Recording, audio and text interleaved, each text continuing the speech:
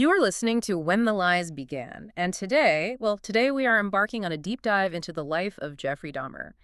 It's meticulously documented, yet horrifyingly confusing. For Mhm. so many people, his name is just synonymous with, the absolute peak of true crime horror. Right. The worst of the worst. Exactly. But our mission today is really to cut through all that sensationalism. We're going to try and establish a clear chronological timeline. Look at how that calculated charm, that outward normalcy actually masked this escalating violence, this need for total control and, well, a singular devastating pathology. That's right. And we've got this pretty extensive stack of sources, forensic reports, psychiatric evaluations, legal documents that really force us to look beyond just the surface actions. Yeah. We're analyzing the evolution of his absolute need for control, which, interestingly, it seems began not purely as a sexual desire, but more from this overwhelming fear of rejection and abandonment. So this deep dive, it's really about that terrifying contrast. The polite, sort of clean-cut guy versus the private world of escalating destructive obsession. We'll trace the path from those very early signs of disturbance through the construction of what the investigators called his sick museum in apartment 213, God, yeah. and also look at the legal and, frankly, the systemic failures that allowed him to keep doing this for over a decade.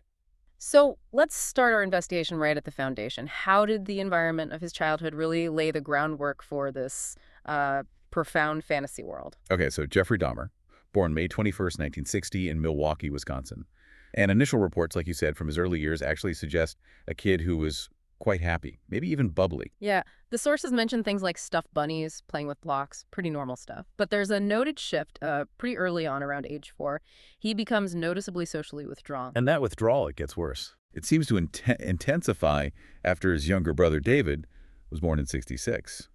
And also around the same time, he had double hernia surgery. Yeah. So a couple of potentially significant events happening close together. Right. So you've got this period of withdrawal, maybe linked to the surgery, the new sibling getting attention. Exactly. And it's really significant. We start to see the genesis, the beginning of this profound sense of isolation, detachment. And it seems rooted in a pretty chaotic family life. Oh, so? Well, his mother, Joyce, she struggled.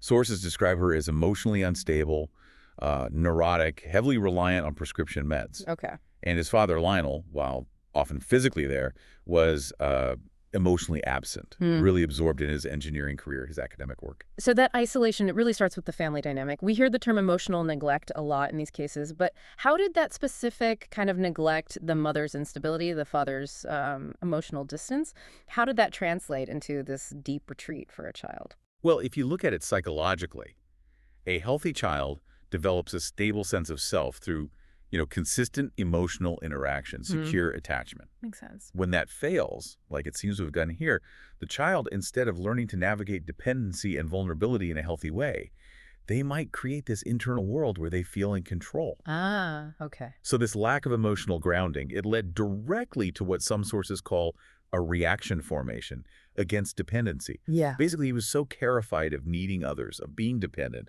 that he pathologically overcompensated by needing total absolute control over his environment instead. And it's this retreat, then, that seems to pave the way for those really early disturbing signs, Yeah. the stuff involving death and anatomy. Precisely.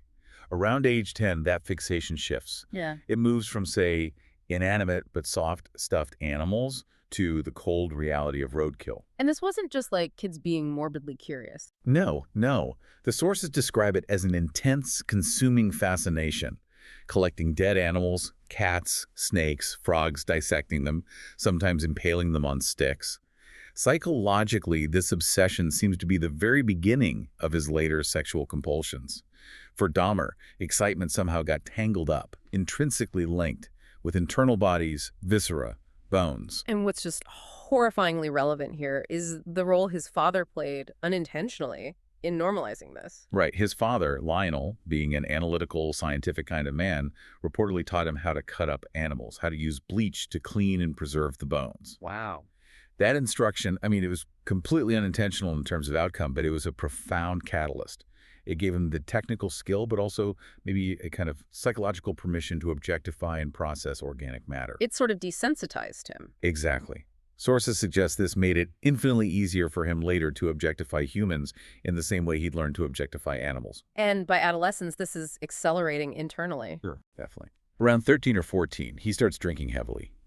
Alcohol becomes a major factor. Sources confirm he'd often carry scotch in a cup to school, even calling it his medicine. Self-medicating. Clearly, trying to suppress overwhelming feelings, probably anxiety, deep-seated hostility he couldn't process. And this heavy drinking, it directly correlates with when his core paraphilic fantasy starts to form, doesn't it? It does. Around age 14, two crucial things seem to happen almost simultaneously, cementing his future path. First, he has his first homosexual experience. Second, this coincides with the formation of that specific recurring fantasy about having sex with a corpse. Treating a body like a mannequin. Exactly. Yep. Totally devoid of will. Psychosocially, he's struggling with profound role confusion, retreating from peers. The sources note he feared rejection. He feared the emotional complexity of normal relationships. So the necrophilia, it wasn't the end goal itself. It seems it was more of an acceptable compromise, as one source puts it. His ultimate fantasy, the one driving everything, was having this malleable, objectified, passive living slave, someone who could never, ever leave him. The necrophilia was a step towards that, a way to practice control without resistance. And the biographical climax of this whole foundational phase, the moment the guardrails completely disappear, is May 1978. Yes, a perfect storm, really. A convergence of chaos and opportunity. Dahmer graduates high school. Okay. His parents finalize their very messy divorce. His mother and younger brother leave the family home. And Jeffrey, now 18, is left entirely alone in the house. No emotional support, no physical oversight. Just alone with these thoughts. And the sources are explicit here. This isolation, this privacy was the psychological and logistical fuel for his developing murderous thoughts. It gave him the space he needed to test and then finally act on those deepest, darkest fantasies. And that profound isolation, being left alone in the house, it leads directly to the first murder. Summer of 1978, just weeks after graduation, he picks up an 18-year-old hitchhiker, Stephen Hicks, in Ohio. Right. And the Hicks murder is absolutely vital because it establishes the template, the pattern for his pathology going forward. And it seems driven, initially at least, by that core fear of abandonment, not some pre-planned sadistic act. What happened? Hicks apparently wanted to leave the car or leave the house later, and Dahmer panicked. He didn't want him to go. So he hit him with a barbell, then strangled him. And the post-mortem actions. Crucially, sources confirm he masturbated over the body afterwards. And he later confessed that the whole process, the dismembering, the cutting, even smashing the bones with a rock years later to dispose of them, he said it was as much a sexual experience as the sex he had with the bodies themselves. Wow, so it fused everything together. Death, control, objectification, sexual release. Into one destructive, self-reinforcing cycle. Yeah. But despite this horrifying start, he goes almost 9 years without killing again. Was he trying to fight it, trying to outrun the urges, maybe through alcohol? It certainly looks like he was trying to bury the urge under addiction.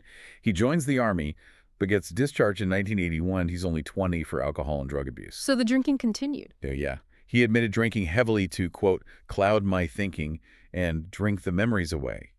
He was clearly experiencing massive depression, deep core hostility that he just couldn't process or control without substances. Okay, so after the military, he moves back, ends up living with his grandmother in West Allis in 1982. And this period seems significant, doesn't it? This is where he seems to shift from maybe chaotic, opportunistic killing like Hicks to developing a more methodical approach. Absolutely. This period, from 82 to 88, living with his grandmother, marks a transition, maybe from disorganized towards a more organized predator.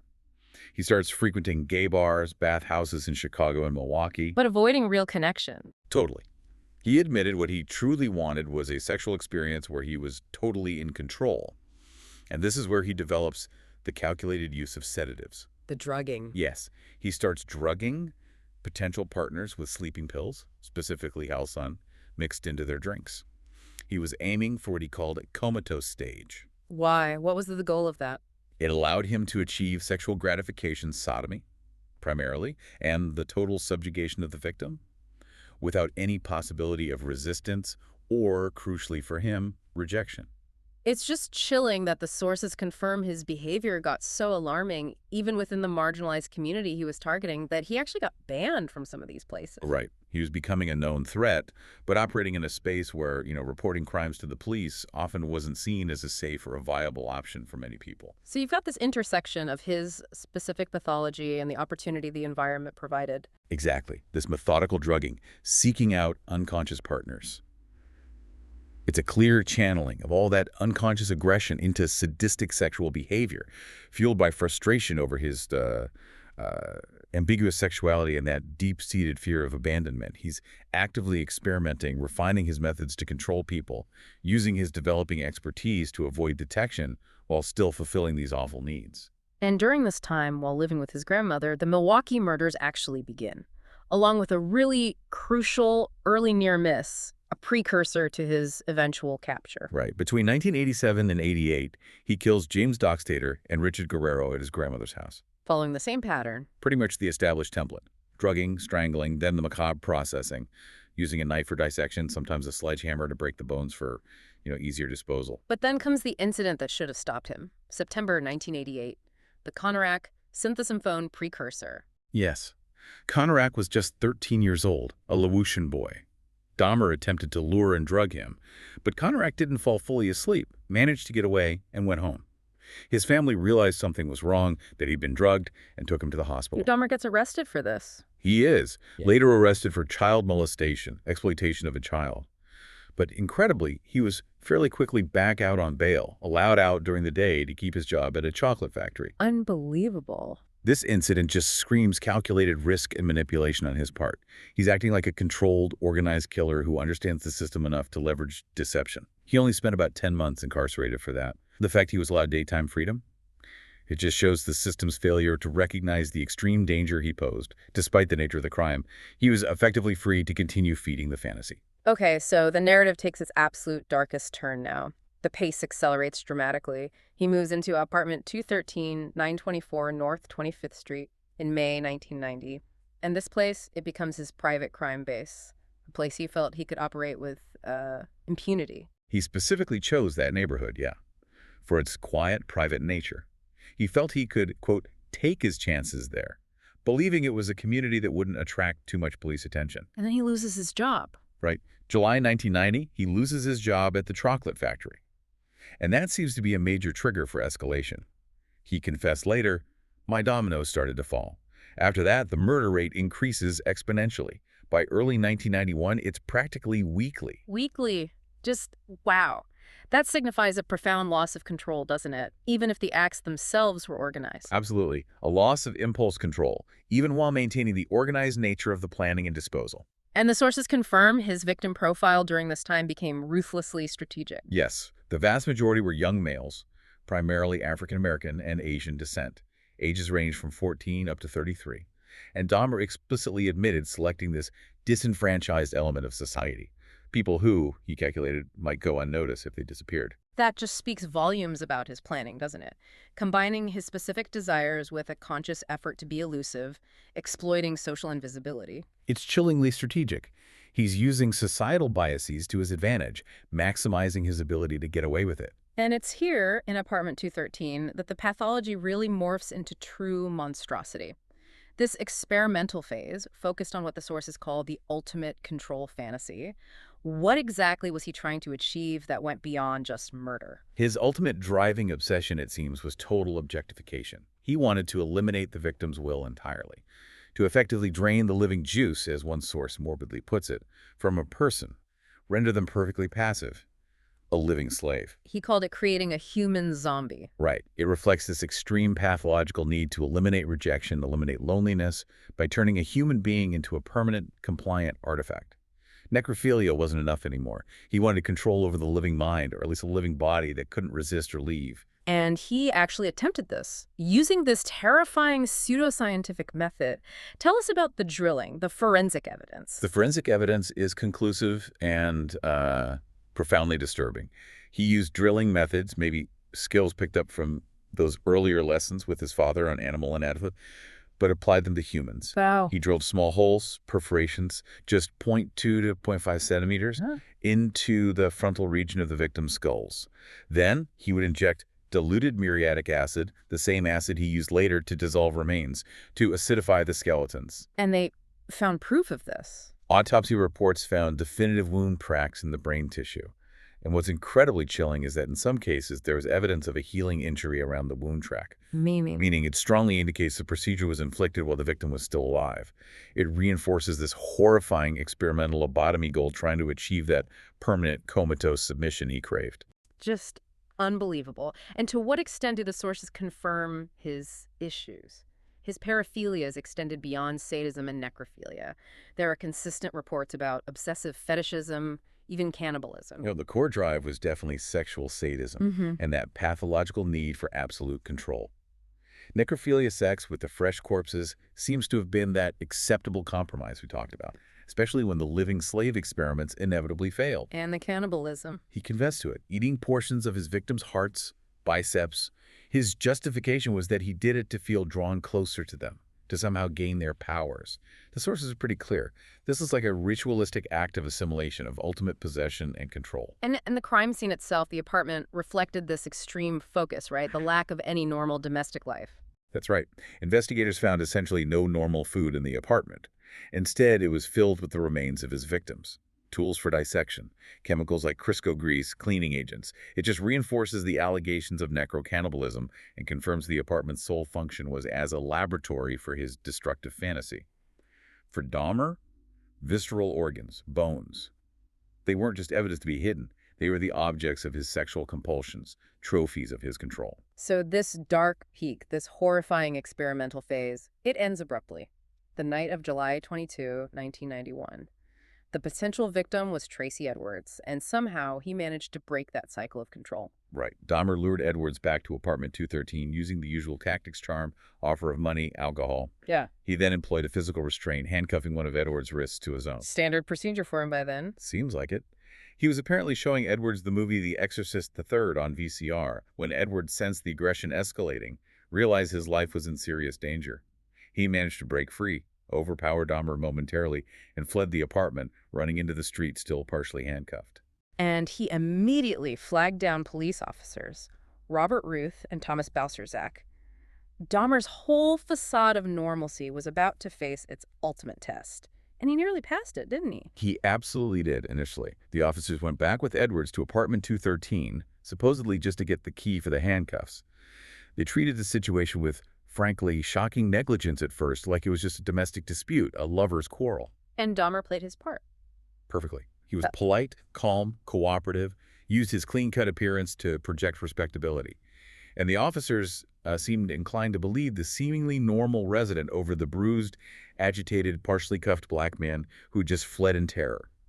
The manipulation was incredibly effective right up to the last second. But then inside the apartment, just one accidental discovery tears it all down. Yeah. While one of the officers was near a nightstand or drawer, maybe getting the key back, he spotted a stack of Polaroid photographs.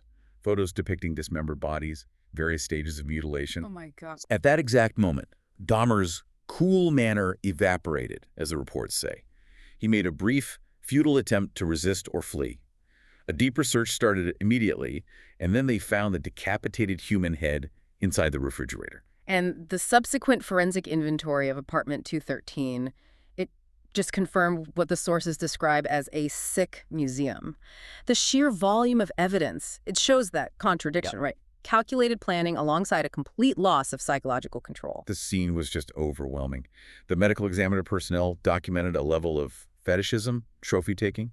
It demonstrated Dahmer was becoming increasingly disorganized psychologically, even as he maintained certain rituals. What did they find? The search yielded 7 human skulls in the apartment, though evidence suggested he had obtained 11 in total over time. 3 of these skulls were spray-painted with this gray, granite-like textured paint.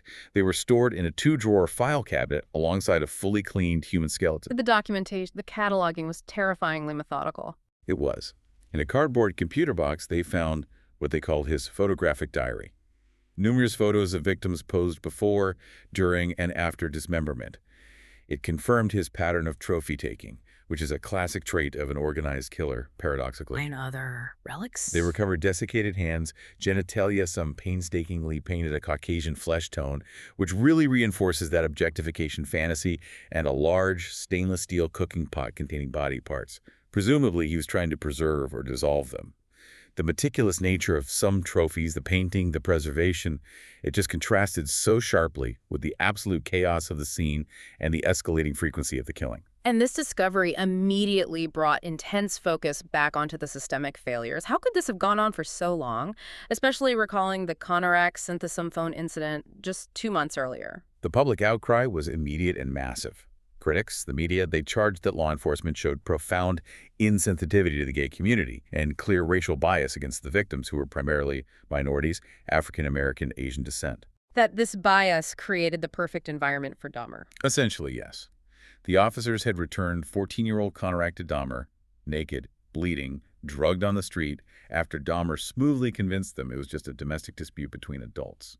Just devastating. That failure wasn't just a single error in judgment. It demonstrated a massive failure of political will and exploitation of the social isolation felt within marginalized communities. The officers involved were later disciplined, suspended, even fired initially, though I believe they were later reinstated after appeal. But the damage was done. The system had, in effect, failed to protect these young men, allowing the spree to continue. Okay, so Dahmer pleads guilty. Guilty to 15 murders in Milwaukee, plus the first one back in Ohio. So 16 murders in total. Correct. The trial, which starts January 30th, 1992, therefore wasn't about guilt or innocence. It focused only on the question of whether he was legally sane under Wisconsin law. Right. The specific legal test was, did he lack substantial capacity either to appreciate the wrongfulness of his conduct or to conform his conduct to the requirements of the law? So the defense team, they argued for the insanity plea. How did they frame that? They painted Dahmer as a runaway train on a track of madness. Oh. Driven by severe, uncontrollable mental disorders, they cited his long history of depression, alcoholism, the profound paraphilias necrophilia, sexual sadism, and they even explored the possibility of Asperger's disorder contributing to his social deficits. The argument being that the sheer compulsion, the bizarreness of the acts themselves proved he couldn't control himself. Exactly. That was the core of their argument for insanity. But the prosecution countered that relentlessly, focusing on one key legal principle, mens rea, criminal intent, and the fact that his actions seemed so premeditated, so calculated. Precisely. The prosecution presented overwhelming evidence of intentional, calculating behavior. Their point was, essentially, a man who truly loses control doesn't spend hours meticulously plotting how to lure victims, drug them, restrain them, and then hide the evidence. They highlighted the planning. Yes. His careful victim selection, trolling specific bars, looking for specific types. The premeditation, having the drugs ready like the halcyon, preparing chemical restraints, and his extensive, systematic efforts to evade detection. Like the cleanup attempts. The meticulous cleanup, triple bagging remains, using acid to dissolve bodies, constantly battling the smell in his apartment with deodorizers and incense. All signs, they argued, someone who knew what he was doing was wrong and was actively trying to hide it. And that Conorak incident where he talked the police out of intervening, that must have been powerful evidence for the prosecution's argument too, right? Showing intelligence over madness. Absolutely critical. Yeah. The prosecution used that event to showcase Dahmer's high intelligence and manipulative ability. He persuaded 2 police officers he had the situation under control, even with a dead body, Anthony Hughes, in the next room and a terrified, drugged boy outside. It showed he could manage perceptions. It demonstrated he was, in their words, a very smart, capable, effective guy who knew exactly how to manage social expectations, how to use his facade of normalcy to avoid detection. He knew there were consequences, and he was systematically trying to circumvent them. So the central pivot, the legal argument that often confuses people, was the distinction the court had to make between his profound paraphilias and actual legal insanity. Sources confirm this was the deciding factor, didn't they? This is the crucial legal point, yes. Wisconsin law, like many states, requires that a mental defect must render the person incapable of distinguishing right from wrong or controlling their actions according to the law. The big question for the court and the jury was whether sexual sadism, necrophilia, fetishism, however extreme, actually qualified as a mental disease under that strict legal definition. And the ruling was? The judge, ultimately guided by the jury's finding, essentially determined that a paraphilia, no matter how profound or destructive, is not considered a mental disease under the specific legal standard needed to excuse criminal conduct. The evidence of his planning, his concealment, his awareness of consequences that demonstrated he was aware his conduct was wrong, even if the compulsion to act felt overwhelming to him. And the jury, They deliberated for just 5 hours, which seems incredibly short given the complexity and horror of the case. It was surprisingly quick. Yeah? On February 15, 1992, the jury found Jeffrey Dahmer legally, SNE. And the sentence. He received 15 consecutive terms of life imprisonment in Wisconsin, plus the life sentence for the Ohio murder, essentially over 950 years, guaranteeing he would never ever see freedom again. The verdict really underscored the legal system's view. Calculation and concealment trumped compulsion when it came to determining legal responsibility. You know, we often find that in retelling these kinds of cases, the narrative focuses so intensely on the killer, the psychology, the motivations, that the victims risk becoming just a list of names, a footnote. It's so important not to let that happen. So before we discuss Dahmer's end, it feels essential to just pause and remember the profound human cost here. Absolutely. These were individuals with lives, families, futures. They must be remembered. Stephen Hicks, Stephen Tuomi, Jamie Dockstader, Richard Guerrero, Anthony Sears, Raymond Smith, also known as Ricky Beeks, Edward Smith, Ernest Miller, David Thomas, Curtis Strouder, Errol Lindsay, Anthony Hughes, Conorak Sinthasonphone, Matt Turner, Jeremiah Weinberger, Oliver Lacey, and Joseph Breithoft. 17 lives just erased. And the courtroom itself provided one incredibly powerful moment where the victims' families really broke through all the psychological jargon, the legal arguments, and delivered just raw, unadulterated outrage. You're probably thinking Rita Isbell. Yes. Errol Lindsay's sister. Her victim impact statement was tremendously emotional. She actually walked right up toward the defense table, confronted Dahmer directly, shouting at him in what was described as righteous rage. She said later she just wanted him to understand the full depth of her family's pain, the anger. Those moments, they're such a stark reminder, aren't they? That behind the analysis, these were real people, real families shattered. And that the failure to recognize and protect vulnerable lives allowed this destructive pattern to continue for so long. It's the human element that gets lost sometimes in the clinical discussion. Okay, so what about Dahmer himself? His final psychological state after conviction. He spoke quite eloquently about remorse at his sentencing, but our sources suggest there might have been a contradiction there. Well, at sentencing, he did make a public statement, declared, "I didn't ever want freedom. Frankly, I wanted death for myself." He expressed deep remorse, confessed he knew society could never forgive him. And he was later baptized in prison in May 1994. But there was a contradiction. The contradiction lies in his earlier legal maneuvers before sentencing. He had actually petitioned the judge for things like early release considerations, attempted to change his legal designation, things that suggested he did still hold out some hope or desire for a different future, maybe trying to position himself as someone who could be rehabilitated. So the remorse might have been strategic. It's hard to say definitively. Was it genuine remorse finally surfacing? Or was his compliance, his outward expression of regret, perhaps a temporary, strategic, creative response to his environment, as one analysis put it, maybe his final lie of self-preservation within the confines of the prison system? We can't know for sure. And his life ultimately ended violently in prison, November 28th, 1994. That's right. Dahmer was attacked by a fellow inmate, Christopher Scarver, while they were on cleaning duty in a prison bathroom area. Scarver beat him severely, crushed his head with a metal bar from some exercise equipment. Scarver claimed a motive. Scarver claimed he'd been disturbed by Dahmer's lack of remorse and by his apparently macabre sense of humor about his crimes in prison, even making food look like body parts. He also claimed God had directed him to do it. Regardless of the motive. Regardless, Dahmer's death was seen by many as a form of vigilante justice. But it also starkly exposed the profound failure of the prison security system to manage such a high-profile, notorious inmate.